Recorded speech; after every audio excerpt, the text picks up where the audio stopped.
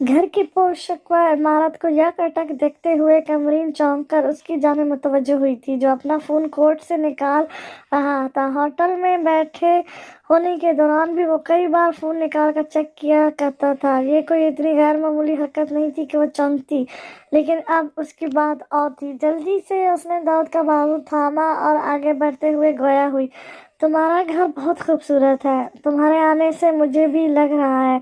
داؤد مدھم سے مسکرایا تھا۔ کتنی گرل فرینڈ ہیں تمہاری؟ اس کا بازو تھامے اس نے گردن موڑ کر پوچھا تھا۔ ایک بھی نہیں، کہوں گا تو تم یقین نہیں کرو گی۔ اپنا بازو چھڑوا کر موبائل کی جانب دوبارہ متوجہ ہوتا وہ بولا تھا۔ کمرین انگلیاں چٹکا کر رہ گئی تھی۔ ہر وقت تو وہ اسے نہیں ٹوک سکتی تھی نا۔ دوسری طرف داؤد موبائل کو کچھ دیر تکتے رہنے کے بعد مطمئن ہوتا مکمل طور پر اس کی جانب متوجہ ہو گیا تھا۔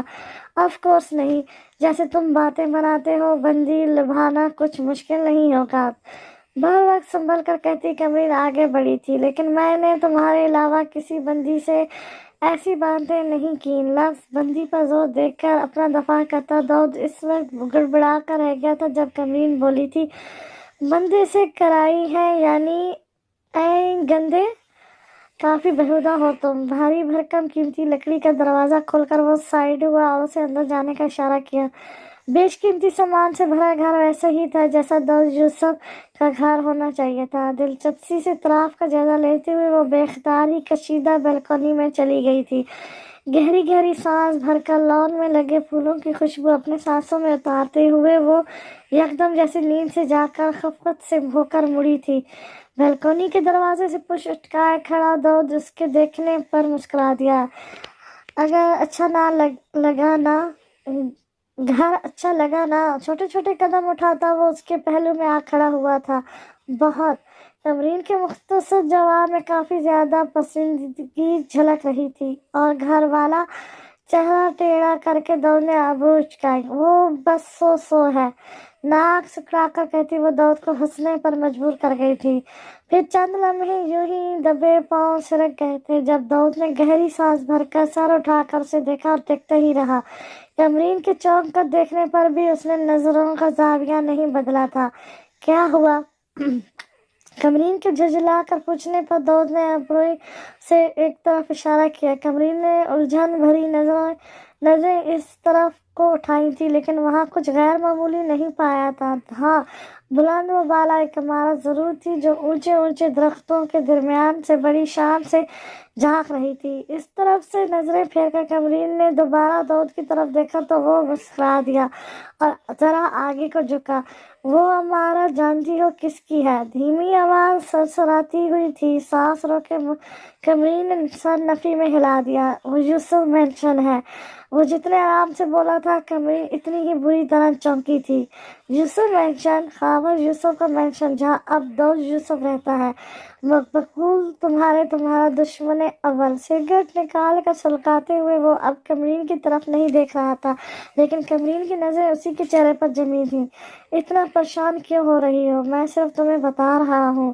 کمرین کی سمجھ نہیں آیا جواب میں کیا کہے۔ داؤد کا رویہ عجیب سے عجیب ترین ہوتا جا رہا تھا۔ وہ داؤد کی طرف سے رخ موڑ کر اس اونچی عمارت کو تکنے لگی۔ پیچھے کھڑا داؤد کچھ دیر تک اس کی پشت کو گھورتا رہا، پھر سر جھٹک کر بالکنی سے باہر نکل گیا۔ کمرین نے کب کی رکی سانس خارج کی اور آخری نگاہ عمارت پر ڈالتی خود بھی بالکنی سے نکل گئی۔ جب سے اسے کمرین کا پیغام ملا تھا کہ وہ داؤد کو مصروف رکھنے کی کوشش کرے گی، وہ بہت محتاط انداز میں داؤد کے آفس کا جائزہ لے رہا تھا۔ محتاط اس لیے کہ اسے کمرین پر اتنا بھی بھروسہ نہیں تھا کہ وہ مکمل طور پر داؤد کو یوسف مینشن کی طرف سے بے پرواہ کر دے گی۔ کچھ پرانی فائلز کا جائزہ لیتے ہوئے موبائل کے گنگنانے پر اس کی طرف متوجہ ہوا تھا۔ کال کرنے والے کا نام پڑھ کر اس کے سانولے چہرے کی پرکشش نقوش بگڑ گئے تھے۔ کہیے، برون کا انداز سرد تھا۔ میں کیا کہوں؟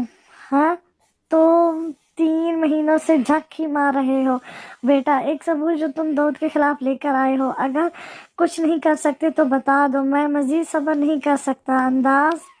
اندازہ بھی ہے مجھ پر کہاں سے دباؤ ڈالا جا رہا ہے۔ میری عزت اور میرا عہدہ دونوں خطرے میں ہیں۔ اگر تم بکواس بند کریں گے اپنی۔ برون کا لہجہ جتنا دھیما تھا، انداز اور لفظ اتنی ہی گستاخ تھے۔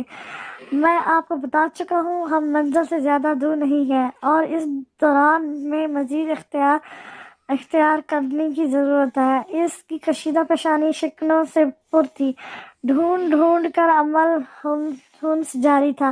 پتہ نہیں بھائی اور کتنا وقت لگے گا، بس تم یہ یاد رکھنا اگر 1 مہینے کے اندر دوست یوسف ہماری پکڑ میں نہ آیا تو تم ہماری گرفت میں ہوگے، اور اگر ہم دوست یوسف کو پکڑنے میں کامیاب ہو جاتے ہیں تو دوست یوسف کی کرسی، اس کی تمام اختیارات تمہارے ہوں گے۔ دوسری طرف موجود شخص اسے بچوں کی طرح لالچ دے رہا تھا۔ براؤن کی سیاہ روشن آنکھوں بے اختیار داؤد کی کرسی کی طرف اٹھی تھی، اس کے لبوں پر مسکراہٹ ابھر کر مدروم ہوئی تھی۔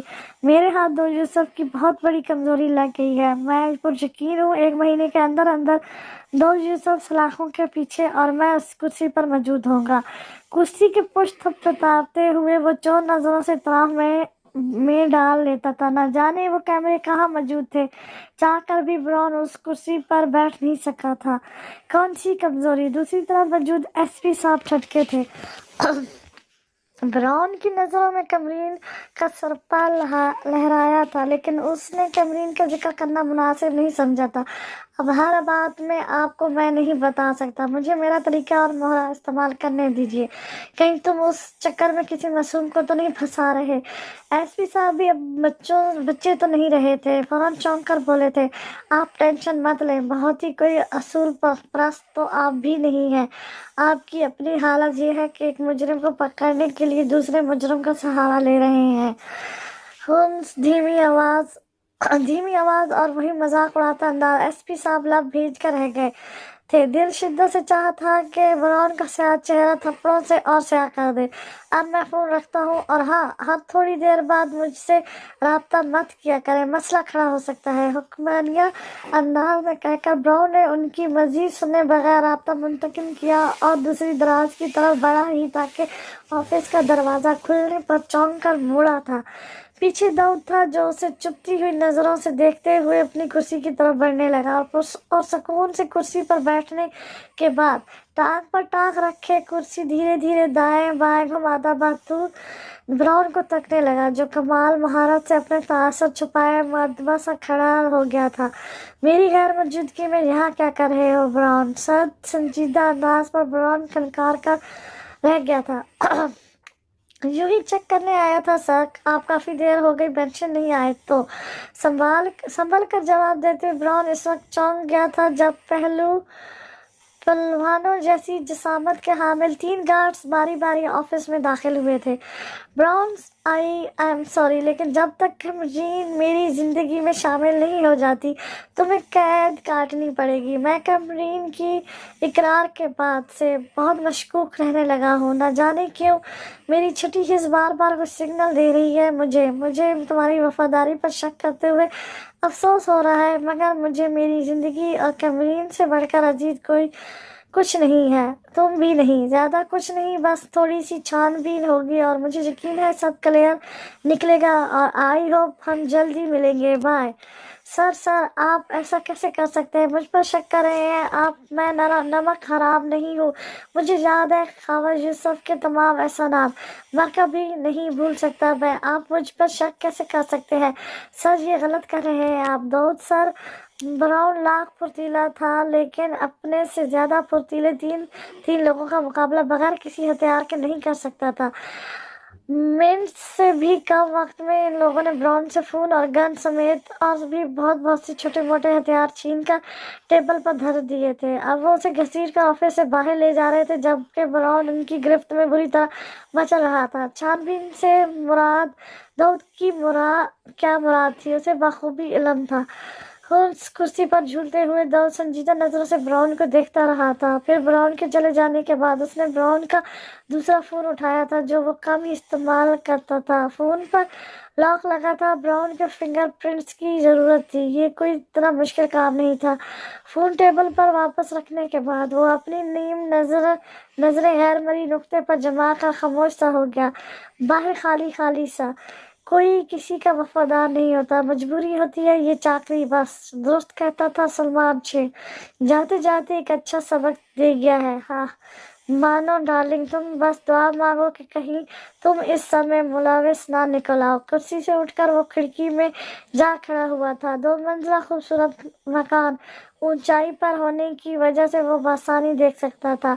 उस घर में कमरीन की संगत में गुजारा वक्त बहुत खूबसूरत नहीं था तो नाखुशगवार भी नहीं था। उसे उसके शक ने उलझाए रखा था तो कमरीन शायद अपनी बीमारी की वजह से गुमसुम सी रही थी। काफी देर तक वहां खड़ा वो यजदानी हाउस को तकता रहा था। बाहर फैला रात का अंधेरा बढ़ता जा रहा था। गहरी सांस भरकर दाऊद वापस कुर्सी पर जा बैठा। इंटरकॉम पर कॉफी का ऑर्डर देकर वो धीरे धीरे अपनी कनपटियां दबाने लगा। सलमान शेख और जुनैद चौधरी की गद्दारी के बाद ब्राउन के हवाले से मिली गई कुछ खबरों ने उसे सख्त परेशान कर दिया था। न जाने उसे कमजोर समझकर उसके अपने साथी इस तरह एक के ऊपर एक गद्दारी कर रहे थे या उसके बाप ने भी ऐसे धोखे सहे थे। अगर वाकई उसका बाप भी अपनों के धोखे सह चुका था और फिर भी कमजोर नहीं पड़ा था तो वाकई उसका बाप बहुत मजबूत था और वो अपने बाप के मुकाबले में कुछ भी नहीं था क्योंकि वो हर्ट हो रहा था। दाऊद जब तहखाने के उस कमरे में दाखिल हुआ जहां ब्राउन और रस्सियों में झगड़ा मौजूद था, एक पल के लिए गुमसुम सा रह गया था। बेपनाह तशद्दुद के बावजूद ब्राउन गद्दारी के जुर्म से इनकारी हो रहा था और ये बात दाऊद को तशवीश में मुबतला कर रही थी। कहीं इसने ब्राउन पर बेजा शक तो नहीं किया? हो सकता है लोगों ने इनके दरमियान फूट डलवाने के लिए ये अफवाह फैलाई हो, लेकिन नहीं, जब तक वो हर तरह से मुतमिन नहीं हो जाता वो ब्राउन पर भरोसा नहीं कर सकता था। ठंडी सांस भरता वो ब्राउन के करीब पहुंचा था। ब्राउन की हालत तशद्दुद के बावजूद काबिले रहम हो रही थी। सर झटक कर दाऊद ने हाथ में मौजूद ब्राउन का फोन सामने किया। ब्राउन का हाथ पकड़कर उसके फिंगरप्रिंट्स के जरिए फोन का लॉक खोला और रुख मोड़कर कॉल हिस्ट्री वगैरह का जायजा लेने लगा। गिनती के चंद कॉन्टैक्ट्स ही मौजूद थे इस फोन में जो मुकम्मल नाम की वजह से कोड वर्ड्स में महफूज थे। अब वो मैसेज की तरफ बढ़ा और ब्यूटी के नाम से महफूज कॉन्टैक्ट की तरफ से आज ही भेजी गए वाहिद पैगाम को देखकर ठटक सा गया। एक रंग सा आकर गुजरा था उसके वजह चेहरे पर और फोन पर गिरफ्त मजबूत हो गई थी। मैं दाऊद के साथ जा रही हूँ, कोशिश करूंगी उसे मसरूफ रखूं और फोन भी ना इस्तेमाल करने दूं। ये मैसेज किसकी तरफ से भेजा गया था, कौन थी वो ब्यूटी? लम्हे से भी कम का अरसा लगा था दाऊद को समझने में। मजीद उसका कुछ चेक करने का दिल नहीं किया और वो अगले ही पल बेसाख्त हंस दिया और फिर हंसता ही चला गया। हर गुजरते पल के साथ उसकी हंसी में शिद्दत आती जा रही थी जिसकी आवाज़ ब्राउन को होश की दुनिया में ले आई थी। इससे पहले कि वो कुछ कहता दाऊद हंसी कंट्रोल करके पूछने लगा, महीने लगे थे इस ब्यूटी का एतमाद जीतने में, तुमने ऐसा क्या कह दिया कि ये एक ही दिन में तुम पर एतमाद करके मेरे खिलाफ चालें चलने लगी? बात के शुरू में वो मुस्कुरा रहा था लेकिन बात की इख्तिताम पर उसके लहजे में हसद और शदीद किस्म की नागवारी झलकने लगी थी। ब्राउन इस सवाल के जवाब में कुछ भी ना कह सका क्योंकि उसे अंदाजा हो गया था कि कुछ भी कहने का फायदा नहीं होना था। सारे राजों से पर्दा उठ चुका था। दाऊद बगैर किसी वजह के तो इस पर इतना शदीद किस्म का तशद्दुद नहीं करवा सकता था और अब तो वो कमरीन के बारे में भी जान गया था। ब्राउन की खामोशी से सर झुका लेने पर दाऊद अफसोस से सर हिलाकर रह गया।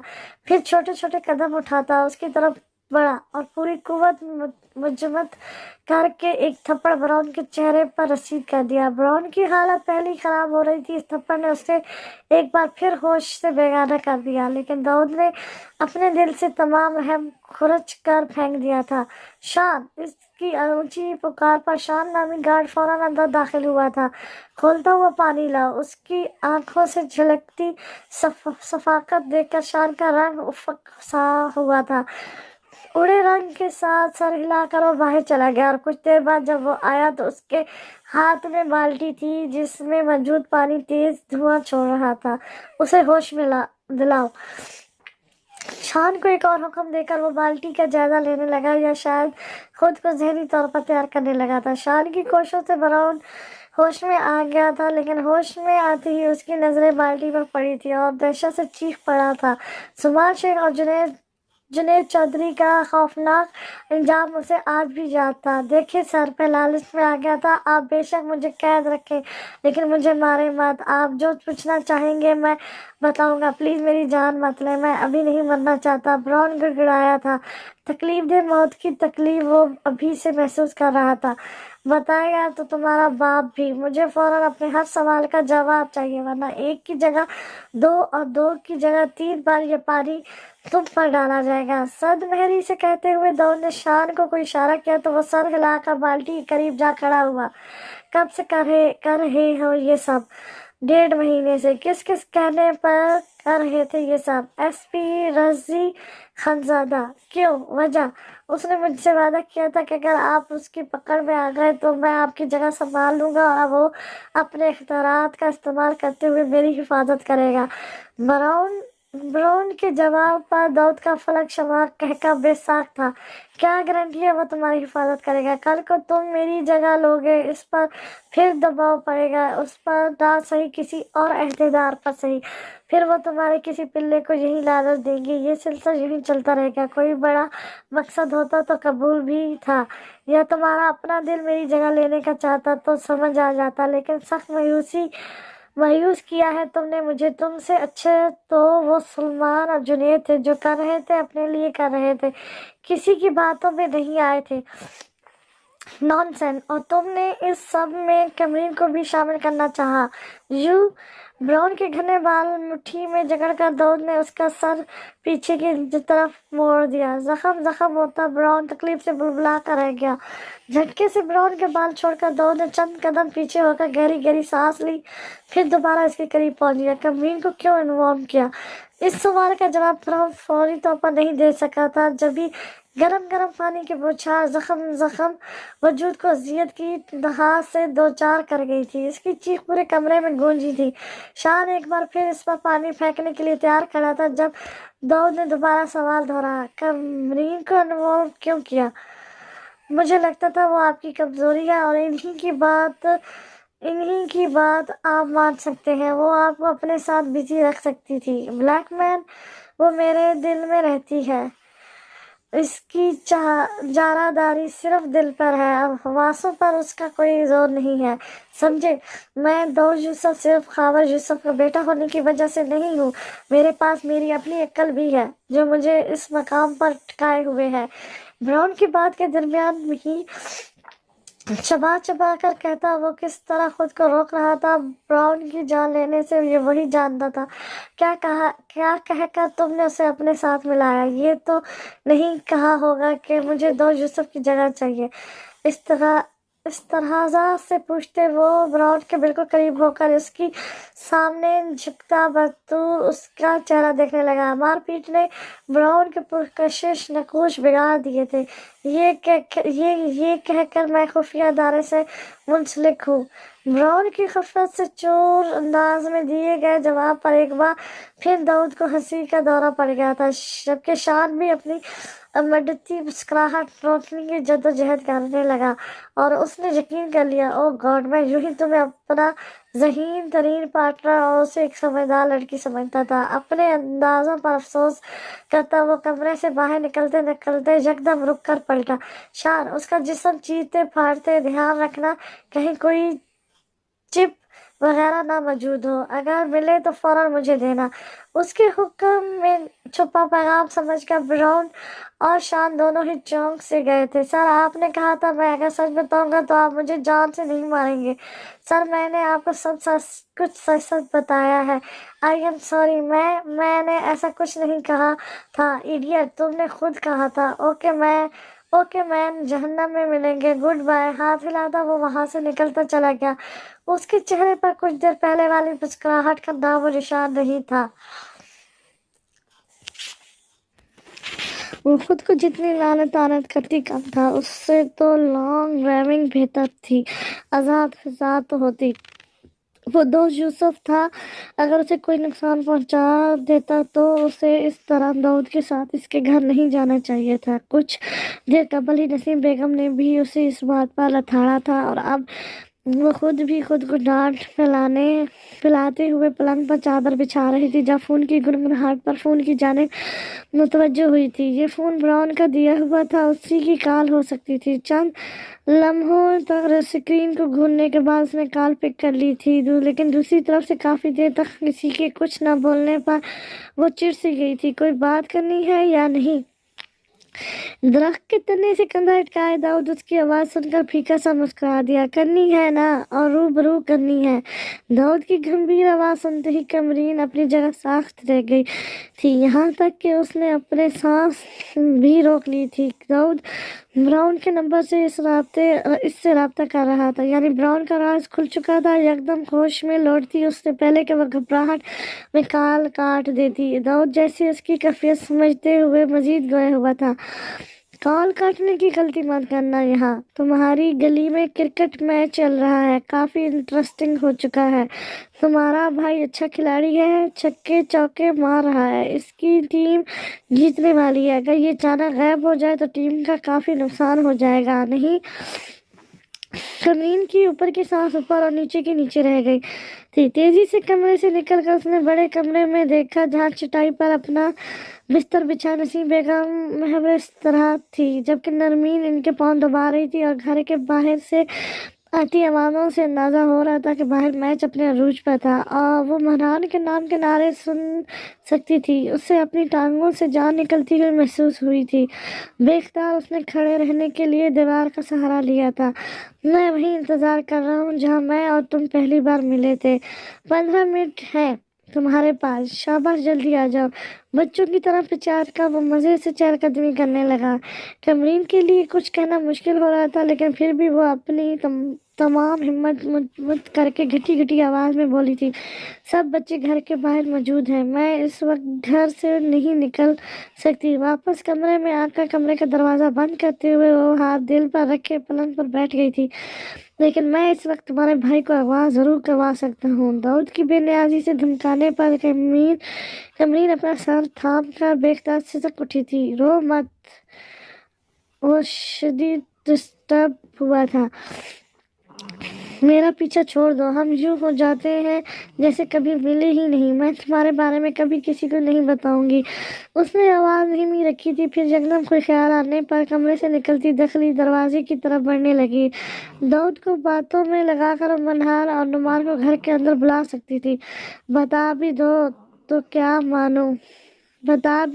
کیا مانو، ساری پولیس پہلے ہی سب جانتی ہے، بس ثبوت نہیں ملتا کوئی بیچاروں کو، ثبوت ملتا ہے تو وہ ہم جج خرید لیتے ہیں، اور باقی کوئی میرا بگاڑ کیا سکتا ہے؟ ہاں ارے یہ تم گھر سے باہر ہی نکل آئی ہو، زحمت کی ڈارلنگ۔ میرے آدمی نے ابھی مجھے میسج کیا ہے، ذرا دائیں طرف دیکھو، وہ چیک شرٹ والا میرا ہی بندہ ہے۔ میں نے اسے کہا تھا اگر کڈنیپنگ میں مسئلہ ہو تو گن کا استعمال کرے، لیکن اگر مسئلہ ہوا تب تم کوئی مسئلہ تو کھڑا کرنے نہیں والی ہو، سو مطمئن ہو رہو۔ کتنی خوبصورتی سے دھمکایا جا رہا تھا وہ اسے، جیسے کوئی کہانی سنا رہا ہو۔ دروازے کی دہلیز پر کھڑی کمرین نزدیک ہی تماشائی بنے کھڑے، نعمان کے کیا ہوا کے اشارے پر بروقت مسکرا کر نفی میں سر ہلا کر ایک آخری نگاہ دائیں طرف کھڑے اس قدرت چہرے والے شخص پر ڈال کر پیچھے ہو گئی۔ داؤد یوسف، سمجھنے کی کوشش کرو، ابھی میرا آنا ممکن نہیں ہے۔ نسیم بیگم اور نرمین سے نظریں چراتی وہ دوبارہ کمرے میں گھس گئی تھی۔ کچھ ناممکن نہیں ہوتا، بس تھوڑی ہمت کرنی پڑتی ہے۔ کمرین کے لہجے کی بے بسی محسوس کرتا وہ کھل کر مسکرایا تھا۔ جواب میں کمرین جب چپ ہی رہی تب وہ پھر گویا ہوا تھا، تم کیا چاہتی ہو؟ میں تم پر اعتبار کروں؟ میری تمام حقیقت جاننے کے بعد، سب معاملات کھل جانے کے باوجود میں یقین کر لوں کہ کل تم یوسف مینشن آؤ گی؟ میں وعدہ کرتی ہوں۔ اسے واقعی اور کوئی چارہ نظر نہیں آیا تھا، سو وعدہ کر بیٹھی۔ دوسری طرف داؤد تھا جو چپ سا ہو گیا تھا۔ کافی پل یوں ہی خاموشی سے گزر گئے، پھر داؤد کی بے بسی کے احساس سے بھری جھنجھلائی ہوئی آواز سمتوں سے ٹکرائی تھی، یہ میں تم پر آخری بار اعتماد کر رہا ہوں، یاد رکھنا اگر کل تم نہ آئی تو میں آگ لگا دوں گا تمہارے گھر کو، گھر والوں سمیت، تم سمیت۔ اچھا انسان میں واقعی نہیں ہوں، لیکن تمہارے ساتھ کچھ برا میں نہیں کرنا چاہتا۔ अब बस तुम पर डिपेंडेंट करता हूँ, कल मिलते हैं, गुड नाइट। कतई से कहकर दाऊद ने रास्ता मुंतकिल कर दिया था। फिर भी कमरीन फोन कान से लगाए साथ बैठी रह गई थी। रात भर ना सो सकने की वजह से उस वक्त उसका सर शदीद दर्द कर रहा था। कई बार उसका दिल चाहा नसीम बेगम से हालात शेयर करे, लेकिन ये सोचकर रुक जाती कि नसीम बेगम सब जानने के बाद दाऊद का क्या बिगाड़ सकती थी। उल्टा वो सिर्फ परेशान होती और परेशान होकर उसकी उलझने भी और बढ़ा देती। सो कमरीन ने यह मामला खुद तक रखने का फैसला कर लिया था। नसीम बेगम से जॉब के लिए इंटरव्यू का बहाना बनाकर वो घर से निकल पड़ी। इसका ख्याल था वो दाऊद यूसुफ को समझा सकती थी। कल रात जिस तरह दाऊद ने अपने कदम पीछे हटा लिए थे, उसने कहीं ना कहीं कमरीन को पुरसुकून करके उम्मीद की एक डोर भी थमा दी थी। इन्हीं सोचों में गुम वो जब उस सुनसान रास्ते से निकल कर मेन रोड तक पहुंची, तब करीब ही खड़ी एक बड़ी सी स्याह गाड़ी के उसके नजदीक आकर रुकी। दहल का सीने पर हाथ रखे कमरीन ने घूर कर उस बहादुरी ड्राइवर को देखा था, जो मुअद्दब सा गाड़ी से निकलकर अब उसके लिए बैक डोर खोल रहा था। मुझे दाऊद यूसुफ ने आपको यूसुफ मैंशन ले जाने का ऑर्डर दिया है मैम। उसकी गाड़ी में ना बैठने पर ड्राइवर गोया हुआ था। अंदाज में इल्तिजा भी वाज़ेह झलक रही थी कि वो बगैर नखरे दिखाए बैठ जाए। नहीं बैठूंगी, मेरी मर्जी, मैं जैसे चाहूँ जाऊँ, जा रही हूँ ना, यही बहुत है। दाऊद यूसुफ के हिस्से का कुछ गुस्सा ड्राइवर पर निकाल कर उसने अभी एक कदम ही बढ़ाया था कि ड्राइवर की ठंडी सांस भरकर रेवलर निकाल कर दिखाने पर वो जब ललाते हुए गाड़ी में बैठ गई, जबकि ड्राइवर ने भी ड्राइविंग सीट संभालते हुए इतराफ में नजरें दौड़ाई थी कि किसी ने रेवलर की तरफ देखा तो नहीं, क्योंकि सुबह के 9 बज रहे थे, सो अभी इतना रश नहीं था। वो मुतमईन होता गाड़ी स्टार्ट करने लगा जब कमरीन की भड़कती आवाज़ पर वो चौंका।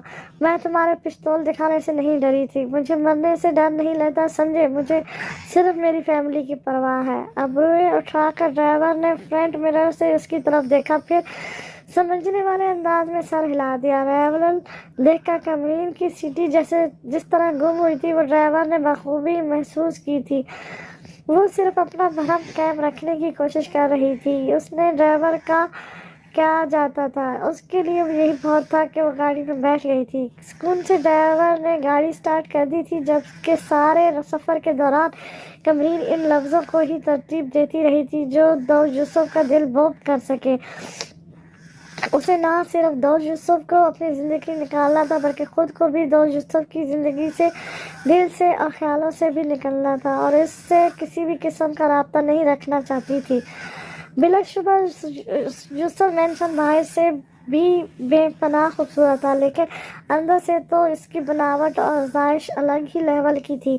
यूसुफ मैंशन का वसी और रीज हॉल ही इतने बड़े रकबे पर फैला था जितने रकबे पर पूरा यजदानी हाउस भी शायद नहीं बना था। हाल की छत बेहद ऊंची थी और वहाँ भी नज़रों को भाती आर्टिस्ट आराइश की गई थी, लेकिन दरमियान में लटका वो जगमगाता फानूस अलग ही शान रखता था। दीवारों पर लगी दीदार जेब पेंटिंग्स भी नज़रों को ठटका देती थी, जबकि पेशकीमती जगमगाते बेशुमार शो पीस भी अपनी मिसाल आप थे। वो सिर्फ दाऊद यूसुफ का दिमाग ठिकाने लगाने की नीयत से अंदर दाखिल हुई थी, लेकिन अंदर आकर वो खुद कंग रह गई थी। उसे समझ नहीं आ रहा था कि किस चीज़ को चुटकी बांध कर देखे और किस तरफ से नज़रें हटाए। एक चीज़ को घूरती तो दूसरी शय लश्कारें मारती अपनी तरफ मुतवज्जो कर लेती थी। नज़रों की ये चक्का फेरियाँ तब तक जारी रही जब तक दाऊद की भारी आवाज़ उसकी समातों से नहीं टकरा गई। सुकून से बैठकर देखो, सब तुम्हारा ही है। गर्दन से टकराती गर्म सांसें और गंभीर लहजा। कमरीन तड़प कर दूर हुई और पलट कर से घूरने लगी, जो सूट बूट सा हमेशा की तरह शानदार ही लग रहा था। सुबह सुबह ये तमाम तैयारियां शायद उसी के लिए की गई थी। उसके घूरने पर दोनों हाथ मुस्कुराताना अंदाज में उठाकर मुस्कुराता हुआ वो उसे साथ चलने का इशारा देता आगे बढ़ गया। अपना एतमाद बहाल करती वो भी छोटे छोटे कदम उठाती हुई दाऊद के पीछे चल पड़ी थी। पलट कर दाऊद ने उसे सोफे पर बैठने का इशारा किया और उसके बैठने पर खुद भी उसके बराबर वाले सोफे संभाल कर सोफे की हथी पर कहनी अटका कर यक अटक उसे तकने लगा। जो जज्बस होती उसकी तरफ से चेहरा मोड़े बैठी थी। परेशानी में ब्रेकफास्ट तो तुमने किया नहीं होगा, मैं कुछ मंगवाऊं? अंदाज चिढ़ाने वाला था वो, और कमरीन चिढ़ भी गई थी। गुस्से से चेहरा घुमाकर उससे घूरा और फिर अक्खड़ लहजे में गोया हुई, काम की बात पर आओ दाऊद यूसुफ। जवाब में दाऊद आंखें घुमाकर रह गया। फिर कुछ देर तक कमरीन का खफा खफा सा चेहरा तकने के बाद नरमी से पूछने लगा, तुम क्या चाहती हो? मैं चाहती हूँ हम बिल्कुल अजनबी बन जाएं, जैसे कभी मिले ही नहीं। वो मजबूत लेकिन ढके छुपे से मतनी अंदाज में बोली थी। ये तो नामुमकिन है, मोहब्बत होती तो जाने देता, जिद भी हो और इसलिए बाहों में तो आना पड़ेगा। मशहूर डॉलर को तोड़ मरोड़ कर अदा करता वो खुद ही हंस दिया था। जवाब में कुछ कहना तो दूर, कमरीन ने कोई तासा देना भी जरूरी नहीं समझा था, जिस पर वो मजीद गोया हुआ। तुम भूल जाओ दाऊद यूसुफ को, बस अहमद जरदानी को याद रखो। तुम मुझे अपने और अपनी फैमिली के साथ अहमद जरदानी ही पाओगी दाऊद यूसुफ, मैं बाकी दुनिया के लिए हूँ। जवाबन जब कमरीन की खामोशी हंस खैम रही तब वो तवील सांस खारिज करता बोलने लगा, अच्छा तुम्हें पता है मेरी जो मामा थी ना, वो भी मेरे पापा के काम से अनजान थी। बहुत खुश रहती थी वो मेरे पापा के साथ, यहाँ तक कि मेरी पैदाइश के चंद साल बाद ही वो कुदरती मौत मर गई। खावा यूसुफ में लाख बुराइयां थी, लेकिन मामा से कभी बेवफाई नहीं की उन्होंने। इनकी दुनिया से जाने के बाद भी इस बात का सबसे बड़ा गवाह मैं खुद हूँ। वो मुझे हर वक्त अपने साथ रखते थे। मानो तुम तो फिर भी ब्रेव हो, अच्छी खासी लड़ाका हो। मेरी मामा तो बहुत मासूम थी। जब मामा हंसी खुशी बगैर कोई तकलीफ झेले मेरे पापा के साथ रहती रही, तो तुम भी थोड़ा एतबार कर लो मुझ पर। पूरी कोशिश करूँगा तुम्हें दाऊद यूसुफ के साय से भी दूर रखूँ। अपनी अपनी जगह दोनों ही ये सोचे बैठे थे कि एक दूसरे को सामने पाती दिमाग ठिकाने लगा देंगे, थप्पड़ जड़ देंगे, मुंह तोड़ देंगे। लेकिन अब जब रूबरू थे तो कुछ भी सख्त कहना मुश्किल हो रहा था दोनों के लिए। ये तुम्हारी मामा की खुशकिस्मती थी, लेकिन मेरी बदकिस्मती ये कि तुम्हारे बहुत ही वफादार बाप ने मेरे बाप को कत्ल किया था, वो भी मेरी आंखों के सामने। मुझे बताओ, अगर मेरा बाप तुम्हारे बाप को तुम्हारी आंखों के सामने मार देता तो क्या तुम तब भी मेरी मोहब्बत का दम भरते? मुझे यकीन है तुम मुझे और मेरे घर वालों को जान से मार चुके होते। कमरीन का अंदाज लड़ने वाला हरगिज नहीं था। वो बहुत बिखरे अंदाज में उसे आईना दिखा रही थी, जिसमें दाऊद अपना अक्स नहीं देख सका और नजरें चुरा गया। यही कहते ना तुम? वो इसकी नजरें चुराने पर मुस्कुराई। हाँ, शायद मैं ऐसे ही करता, लेकिन तुम दाऊद यूसुफ जैसी हैवान सिर्फ इंसान नहीं हो, दाऊद कहने लगा जब कमरीन हाथ उठाकर उसे टोक गई। लेकिन मैं कमरीन मुगल हूँ, सजा देना मेरे बस में नहीं है, लेकिन तो माफ़ करना भी नामुमकिन है मेरे लिए। कतियत से कहती वो अपने देते दाऊद को लाजवाब कर चुकी थी, लेकिन दाऊद फौरन ही कोट से गन निकाल कर बोला था, ये पकड़ो और मुझे जितनी चाहे गोलियां मार दो और बदला ले लो। अगर मैं बच गया तो तुम मुझसे शादी कर लेना, ठीक है? दाऊद यूसुफ, वो आगे सी होकर भींची आवाज़ में चिल्लाई, तुमने ठीक कहा, मैं दाऊद यूसुफ की तरह हैवान सिर्फ इंसान नहीं हूँ। नहीं कर सकती मैं ऐसा, कर सकती तो कब कर चुकी होती। झुंझला कर कहती वो ज़मीन पर जोर से पाँव मार कर सोफे उठ खड़ी हुई और बाहर जाने वाले दरवाजे की तरफ बढ़ने लगी, जब दाऊद ने उसका हाथ मजबूती से पकड़कर उसे रुकने पर मजबूर कर दिया था। तल मिलाकर पलटी वो हाथ छुड़वाने के लिए जोर आजमाई करने लगी, जब दाऊद बहुत कुछ कहते कहते रह गया और कुछ देर कुचलते लबों के साथ कमरीन को हाथ छुड़वाने की जद्दोजहद करते देखते रहने के बाद नरमी से खोया हुआ तो सिर्फ इतना कि ब्राउन कोई मैनेजर नहीं था, वो मुझे पकवा कर मेरी जगह लेना चाहता था, बस। कमरीन लहमे भर के साक्षी हुई, फिर संभल कर गोया हुई, वो मेजर था या नहीं इससे मुझे फ़र्क नहीं पड़ता। फ़र्क पड़ता है तो इस बात से कि तुम दाऊद यूसुफ हो। जबड़े कस कर दाऊद ने गिरफ्त ढीली की तो वो झटके से हाथ छुड़वा कर तेज तेज कदम उसे चलती लाल में पहुंच गई। खुले फिजा में चंद एक गहरे सांस भरकर उसने खुद को पुरसुकून किया और बगैर इधर उधर देखे नाक की सीध में चलती मेन गेट की तरफ बढ़ने लगी। जब पीछे से आती दाऊद की पुकार पर चौंक कर पलटी। उजली उजली धूप में स्याह 3 पीस सूट में मुबलस खुद से काफी दूर खड़ा वो कुछ ज्यादा ही पुरकशिश लगा था। उस वक्त कमरीन नजरें फेर कर रह गई। 1 हफ्ते का वक्त दे रहा हूँ मैं तुम्हें। अगर तुमने 1 हफ्ते में मुझसे शादी करने की हामी नहीं भरी तो मैं तुम्हें मजीद 1 हफ्ता दूंगा। अगर अगले हफ्ते भी तुमने हाँ ना कहा तो मैं मजीद 1 हफ्ता दूंगा। फिर महीना पूरा हो जाएगा और तुम तैयारी करो ना करो मैं बारात लेकर पहुंच जाऊंगा। अपनी बात के शुरू में वो बहुत रंजीदा लग रहा था और बात के दौरान छोटे छोटे कदम उठाकर उसकी तरफ बढ़ते हुए भी उसके लहजे की संजीदगी बरकरार रही थी। लेकिन जब बात के इख्तिताम पर वो मुस्कुरा कर जरा सा झुका और बराह रास्त उसकी आंखों में झांक कर शोखी से गोया हुआ तो वो सुर्ख पड़ती दिल ही दिल में उसे नायाब लक़बात से नवाजती। पैर पटकते हुए यूसुफ मैशन की हदूद से बाहर निकल गई। लेकिन बाहर उसी ड्राइवर को गाड़ी और रेलवे समेत अपना मुंतज़िर पाकर ठंडी सांस भरती पिछली सीट पर बैठ गई। 1 महीना क्या होगा? 1 महीने बाद क्या करूं मैं? इसी शीर्ष व पेज में घिरी वो अपने घर पहुंच गई थी। दिन पर दिन लगा कर उड़ रहे थे और यूं एक पूरा हफ्ता गुजर गया था। लेकिन कमरीन के लिए हर दिन साल के बराबर रहा था। हालांकि दाऊद ने इस 1 हफ्ते के दौरान मुकम्मल खामोशी इख्तियार किए रखी थी लेकिन उसकी ये खामोशी कमरीन को बजाय पुरसुकून करने के और परेशान कर रही थी।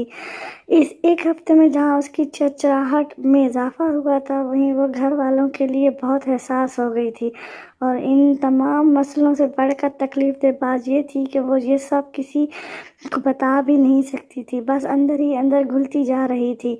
उसकी ज़हनी हालत बहुत ख़राब रहने लगी थी जिसकी वजह समझना किसी के भी बस में नहीं था। हाँ, एक काम था जो इस 1 हफ्ते में उसने बड़ी पाबंदी से किया था और वो था उस घड़ी को कोसना जब उसने इंसानियत कम बेवकूफ़ी की ज़्यादा मिसाल कायम करते हुए दाऊद यूसुफ की जान बचाने का फ़ैसला किया था। आइंदा अगर कोई मरता हुआ इससे पानी भी मांगेगा तो वो ये भी नहीं करेगी। उसने अपना दिल पक्का कर लिया था। जिंदगी में सब कुछ ख्वाहिश के बिल्कुल खिलाफ उल्टा सीधा चल रहा था। लेकिन एक वाहिद बात जो इसके हक में हुई थी वो थी इसकी जॉब। एक मशहूर स्कूल की अच्छी तनख्वाह वाली जॉब। ना सिर्फ दिन सर खपाना पड़ता था और ना उल्टी सीधी नज़रों का सामना करना पड़ता था। सबसे अच्छी बात जो थी वो थी पुरकशिश सैलरी।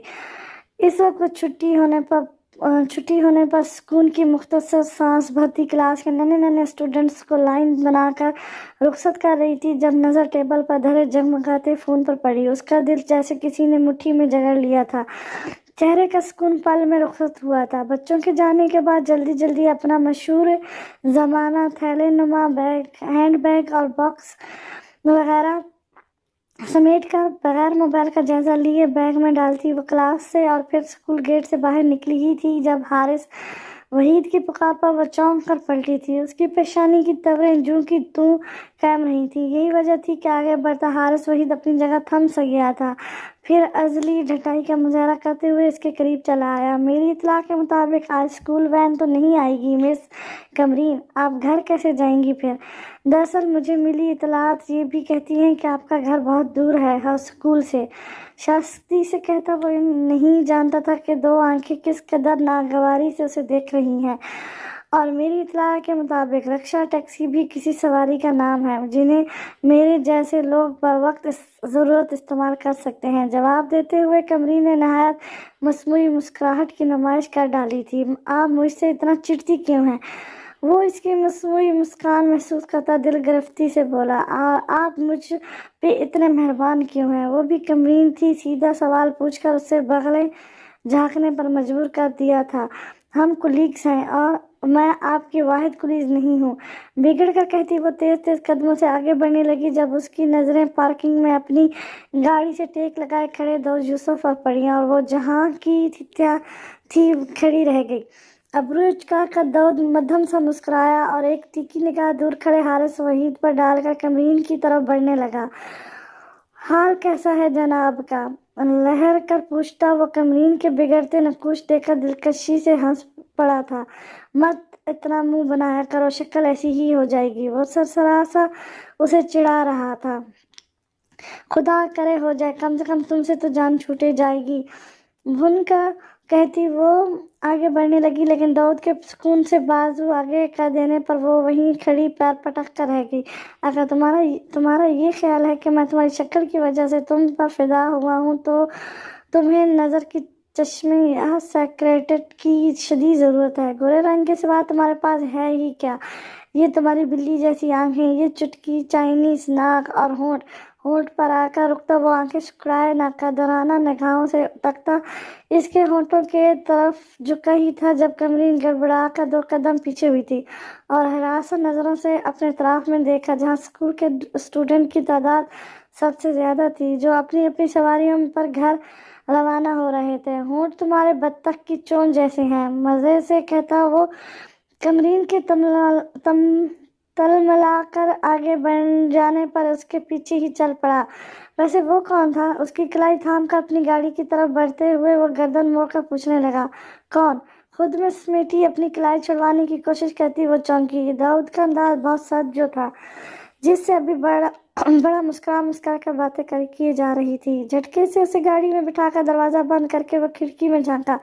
دوسری طرف کمرین نے اس کی بات جیسے سنی ہی نہیں تھی۔ وہ بس روانی سی نظروں سے یہاں وہاں نظریں دوڑا رہی تھی کہ کون دیکھ رہا ہوگا، کیا سوچ رہا ہوگا، میں کیا پوچھ رہا ہوں۔ وہ اس کی آنکھوں کے سامنے چٹکی بجا کر بہمی سے گویا ہوا۔ میں تمہیں جواب دینے کی پابند نہیں ہوں۔ اچھا، لیکن بہت جلد تمہاری سانسیں بھی میری پابند ہونے والی ہیں۔ اچھا، اس کے انداز میں بافر کراتا وہ کھڑکی سے پیچھے ہٹا اور گھوم کر ڈرائیونگ سیٹ پر آ بیٹھا۔ کمرین بس اسے دیکھ کر رہ گئی مگر کچھ بولی نہیں۔ فائدہ کیا ہونا تھا؟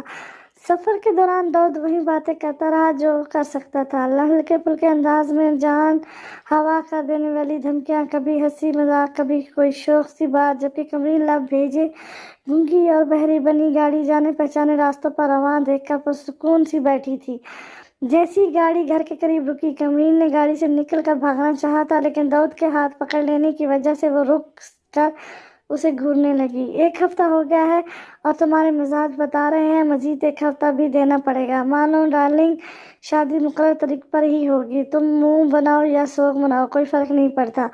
بکواس بند کرو، کیا پتہ 1 ہفتے کے اندر تم کسی ٹرک کے نیچے آ کر مر جاؤ اور میں مقررہ تاریخ پر کسی اور سے شادی کر لوں۔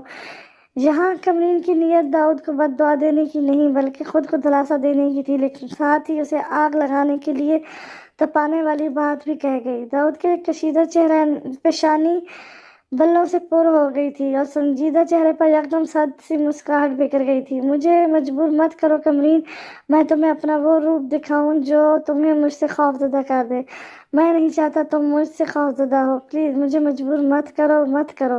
اس کے لہجے اور مسکراہٹ میں کچھ تو ایسا تھا جسے محسوس کر کے پہلی بار کمرین کو اس سے صرف خوف محسوس ہوا تھا، نفرت یا غصہ نہیں، صرف خوف۔ چند پل وہ داؤد کی خاموش نظروں میں سہمی نظروں سے تکتی رہی، پھر ہاتھ چھڑوا کر گاڑی سے نکل گئی۔ داؤد تب تک اسے دیکھتا رہا جب تک وہ گھر کے اندر نہیں چلی گئی، پھر گردن دائیں بائیں کر کے جھٹکتا گاڑی سٹارٹ کرنے لگا۔ 1 ہفتہ مزید گزر گیا اور اس بار داؤد نے اس سے صرف پیغام کے ذریعے اس کی مرضی پوچھی تھی، جو ظاہر ہے نہیں بدلنی تھی، لیکن داؤد کو انکاری کمرین نسیم بیگم کو کیسے روکتی جو اس کی شادی کی تیاریوں میں جٹ چکی تھی۔ داؤد نے جہیز سمیت کچھ بھی لینے سے منع کر دیا تھا، لیکن دنیا دکھاوے کے لیے بھی تو کچھ کرنا تھا نا۔ نہ جانے کب کی گئی اپنی سیونگ نکال کر وہ مکمل طور پر تیاریوں میں مگن ہو گئی تھی۔ مزید دماغ خراب کیا تھا دونوں چھوٹے بھائیوں نے، جو گھر میں ہر وقت اپنی بے سری آوازوں میں شادی کے گانے گاتے رہتے تھے، اور نرمین کی تو بات ہی کیا تھی، وہ روز ہی گلی سے اپنی عمر کی تمام لڑکیاں لے کر جمع ہو جاتی، جو تعداد میں زیادہ نہیں بس 5 ہی تھیں، اور دیچکیاں الٹی رکھ کر انہیں چمچوں سے بجاتی گانے گاتی رہتی۔ یہ سب کمرین کے لیے بہت صبر آموزہ تھا۔ دکھتی کمپنیوں کو بیزاری سے دباتے ہوئے وہ ان بچیوں کا میرا بابو چین چھبیلا گانا نہ چاہتے ہوئے بھی سن رہی تھی، اور ساتھ ہی زمین کو بھی گو رہی تھی، جو بڑے دل سے تیار ہو کر گہری لپسٹک لگائے باضابط خود چھیل چھبیلی بنی بیٹھی تھی۔ اکتا کر وہ وہاں سے اٹھ کر کمرے میں چلی آئی، جہاں موبائل کی جگمگاہٹ نے اسے اپنی طرف متوجہ کر لیا۔ داؤد سے کچھ دیر پہلے ہی اس کی میسج پر مختصر بات ہوئی تھی، پھر اب کون؟ کمرین نے فون اٹھا کر دیکھا، اجنبی نمبر تھا۔ جن حالات سے وہ گزر رہی تھی ایسے میں اجنبی نمبر سے آتی کال کی وجہ سے پریشان ہونا تو بنتا تھا۔ کچھ دیر تک فون کا اسکرین تکتے رہنے کے بعد اس نے فون کان سے لگا لیا، لیکن کچھ بولی نہیں۔ ہیلو ہیلو مس کمرین۔ دوسری طرف حارث وحید تھا، جس کی آواز پہچاننے کے بعد جہاں کمرین کے تنے اعصاب پر سکون ہوئے تھے، وہیں پیشانی پر بل بھی نمودار ہو گئے تھے۔ حارث صاحب، جان سکتی ہوں میرا نمبر آپ کے پاس کہاں سے آیا؟ اس کے لہجے میں کسی قسم کی خوشگواری نہیں تھی۔ محترمہ، ڈھونڈنے سے تو خدا بھی مل جاتا ہے، جواب میں ڈھولک جھاڑا گیا۔ تو پھر یوں کیجیے، خدا ڈھونڈیے اور اپنی دنیا اور آخرت سنواریے۔ غصے میں کہہ کر اس نے کال کاٹ دی اور بڑبڑائی بھنوس مارا۔ حارث وحید اپنی پرسنالٹی اور خوش اخلاقی کی وجہ سے اسکول میں کافی مشہور تھا، نہ صرف کالجز میں بلکہ اسٹوڈنٹ میں بھی۔ شروع میں تو کمرین کو بھی وہ ٹھیک ہی لگا تھا، لیکن ہر گزرتے دن کے ساتھ حارث وحید کی جسارتیں بڑھتی جا رہی تھیں، جو اسے غصہ دلا رہی تھیں۔ اس نے فیصلہ کر لیا تھا اگر مزید اس شخص نے کوئی الٹی سیدھی حرکت کی تو وہ اسکول پرنسپل سے اس کی شکایت لگا دے گی۔ یہی سب سوچتے ہوئے کمرین نے ابھی فون رکھا ہی تھا کہ فون کے دوبارہ جگمگانے پر جھجلا سی گئی۔ حارث وحید کا ہی نمبر تھا۔ بڑا کوئی ڈھیٹ انسان ہے، اس کا دماغ آج میں ٹھکانے لگا ہی دوں گی۔ بیزاری سے بڑبڑاتے ہوئے اس نے فون کان سے لگایا تھا، لیکن اس کے کچھ کہنے سے پہلے حارث وحید بولنے لگا۔ آپ بہت بے مروت ہیں مس کمرین۔ انداز روٹھی محبوبہ کا سا تھا۔ اطلاع کا شکریہ۔ مائی پلیزر۔ دراصل مس کمرین، اگر آپ مائنڈ نہ کریں تو کیا آپ میرے ساتھ ڈنر پر چلیں گی؟ کمرین کے نقوش فوراً تن گئے تھے، اور اس بات پر کیوں نہیں؟ اور میری زندگی کا مقصد کیا ہے؟ آپ کی ٹائم پاس بننے کے لیے ہی تو میں اس دنیا میں آئی ہوں، اور ایسی ہی بیوقوف تو ہوں میں کہ آپ کی شہرت دیکھنے کے باوجود آپ کے ساتھ چل پڑوں۔ ڈنر پر چلیں گی؟ چبا چبا کر استحریہ انداز میں کہنے کے بعد وہ آخر میں آواز بھاری کر کے اسی کے انداز میں بولی۔ دوسری طرف حارث وحید نے بمشکل اپنی ہنسی روکی تھی۔ کمرین، اس سے پہلے کہ حارث وحید کو جواب دیتا یا وہ خود ہی اس کی مزید مٹی پلید کرنا شروع کر دیتی، نسیم بیگم ایک بیش قیمتی ڈیزائنر برائڈل ڈریس لیے کمرے میں چلی آئی۔ کمرین نے بے اختیار فون کے اسپیکر پر ہاتھ رکھا اور نسیم بیگم کو اشارہ دیا کہ وہ فون پر بات کر رہی ہیں، البتہ اس دوران اس کی نظریں اس برائڈل ڈریس پر ہی جمی رہی تھیں۔ نسیم بیگم نے سمجھانے والے انداز میں سر ہلایا، پھر دھیمی آواز میں ڈریس کی طرف اشارہ کرتے ہوئے بولی، داؤد نے بھجوایا ہے، فری ہو جاؤ تو پہن کر دکھانا۔ ان کی آواز سے سچی خوشی واضح جھلک رہی تھی، جبکہ آنکھوں میں بھی جگنو ناچ رہے تھے۔ بازور ان کے انداز ملاحظہ کرتی وہ دھیما سا مسکرائی تو وہ مسکراتے ہوئے ڈریس اس کے پلنگ پر رکھ کر کمرے سے نکل گئی۔ پیچھے کمرین اس چھوٹے سے سیل زدہ دیواروں والے کمرے میں رکھے اس جگمگاتے ڈریس کو تکنے لگی، جو کسی بھی طرح اس مختصر سے بدنما کمرے میں فٹ نہیں لگ رہا تھا۔ یکدم ہی وہ حارث وحید کی پکار پر ہوش کی دنیا میں لوٹی اور لمحے میں ایک فیصلے پر پہنچ گئی۔ ڈنر ممکن نہیں حارث صاحب، لنچ کا پروگرام بناتے ہیں، کب، کہاں اور بتائیں۔